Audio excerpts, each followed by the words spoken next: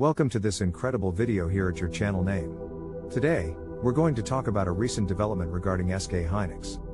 SK Hynix is a well-known South Korean memory manufacturer, and they've recently put their plans on hold for the construction of their second 3D NAND facility in Dalian, China. This has been done in response to diminishing memory market demand, as well as certain US restrictions on exports of advanced tools for fab manufacturing. The delay could be a tremendous blow for SK Hynix, as the Dalian plant was originally seen as the crucial first step in their construction of a future 200 or 300 layer 3D NAND production node, a modern development that could aid the market in the long run.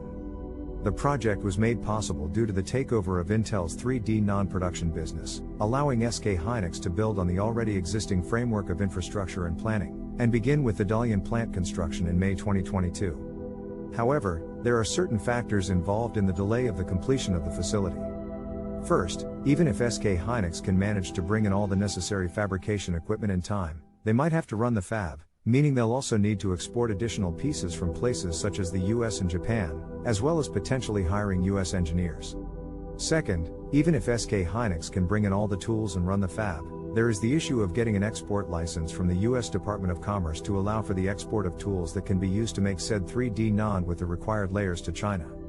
If a company is unable to acquire this license, it will greatly hinder them in the technological process. Third, due to softening demand, SK Hynix had to cancel their 2023 capital expenditure budget by almost 50%, leaving them without the necessary funds to invest in the facility's finishing stages.